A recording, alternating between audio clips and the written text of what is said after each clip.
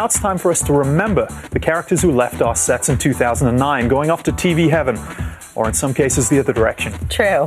Whether we loved them or loved to hate them, there were some big losses this year. So let's look back at those who are dearly departed.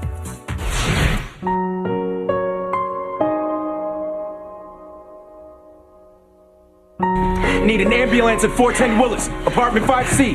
28-year-old male, single gunshot wound to the right temple.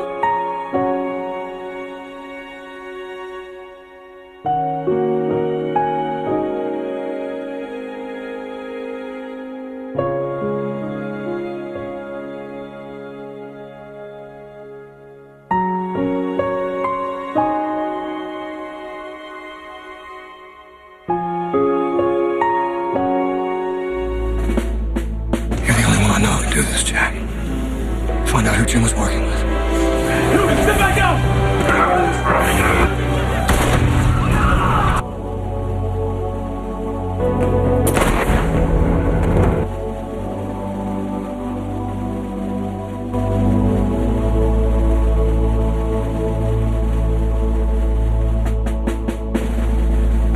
Don't go.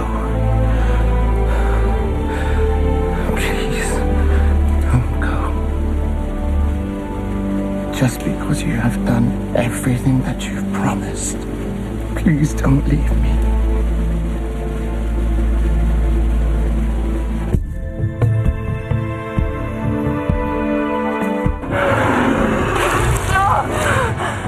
Was there no God?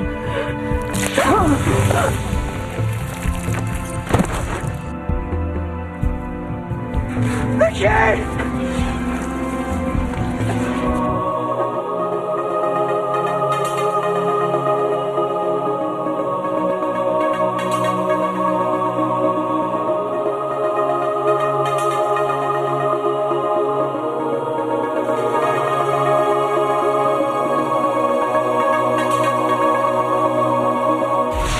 From shocking deaths to dark storylines, it's time to tackle the characters dealing with a dependence on drugs.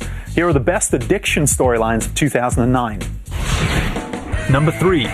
Rescue Me's resident alcoholic Tommy Gavin hopped off the wagon and dragged several members of his family along with him. But I want to thank you for getting me drinking again. For the first time in years, I feel like I got nothing to hide. When Tommy Gavin falls off the wagon, he doesn't just fall off the wagon. He falls off the wagon, he bounces down the street, and he takes out a school bus. I mean, this guy is collateral damage personified. How we get out of here? Go find me. Can't you forget? He's so serious. Yeah, go in there. Number 2. For years, Dr. House said no to rehab. In season 6, the cranky Vicodin-loving medicine man finally said yes. And I know you're not supposed to root for an addict, but I would. I don't want him to get clean. It was fun. Anytime you watch House where he's not on top, where he's not in charge, is great. He's a good addict. I encourage him to take more drugs. But just because House is off the pills doesn't mean he'll go soft on us.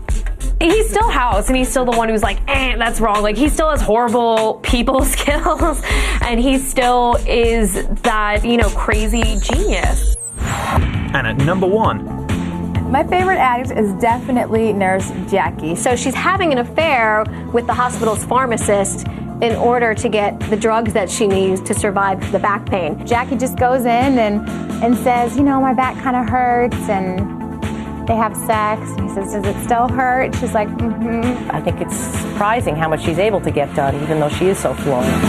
Love you. Love you too. Sometimes two characters are so perfect for each other, they don't realize it, but fans certainly do. Here are the top 3 couples who should be together. Number 3, Special Agents Ziva David and Tony DiNozzo on CBS's NCIS. Fans have dubbed them Tiva. They want to see DiNozzo messing with Ziva. They want to see the characters, and they want to see their relationships evolve. Well, not all fans do. Half the fans who watch NCIS want Ziva and Tony together, right? And half of them don't. But you cannot deny the chemistry that these two have together. Number 2, the super couple simply known as Huddy from Fox's House. From the beginning, House and Cuddy were just as likely to clash as to kiss. House and Cuddy are the couple on TV that I think should be together, but probably never will, because House is a lunatic It's Sam and Diane with a little bit of addiction. There is a kind of pleasure also in the game of the two smart people trying to outwit each other and trying to get the upper hand the whole time. We want them to be together as an item. It's about time. Please make it happen. And at number 1, the sexy, smart, and witty duo known as Bones and Booth from Fox's Bones. The big thing with Bones has always been the will they won't they with Bones and Booth.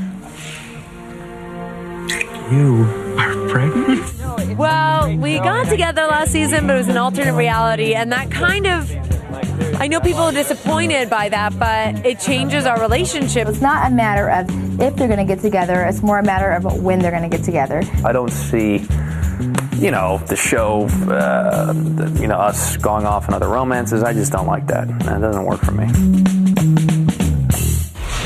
Many TV characters passed away in 2009, but none were more startling than the following 3 in our most shocking death category. Number 3. The most shocking death was definitely Dr. Lawrence on House. In April, fans were stunned by the suicide of Lawrence Kuttner on Fox's House. There was no indication that there was something so wrong in his life that he would choose to end it. But I can tell you in real life why Cal Penn left the show. It's because he went to work in the Obama White House. When Obama calls, isn't that the same as Jesus calling you home? Number 2. Sydney is murdered on the CW's Melrose Place. I was thrilled when they announced they were bringing back Laura Layton. It was like her Sydney was so deliciously bad. But in the first 15 minutes of the first episode, she gets murdered and ends up face down in a pool. That was like holy crap moment of television. CW got the moment that they wanted. She got to die in the infamous Melrose Place pool. And I think if you've got to be killed and murdered brutally, wouldn't you want to do it in that pool? Number 1. Edie Britt is electrocuted on ABC's Desperate Housewives. It's a death that would only happen on Desperate Housewives. She ran into a telephone pole. The telephone pole falls. We think she's fine. No, they have to carry the drama a step further. Literally the most shocking death. She drives her car into a telephone pole and she steps in a puddle of water and it's like, goodbye, Edie.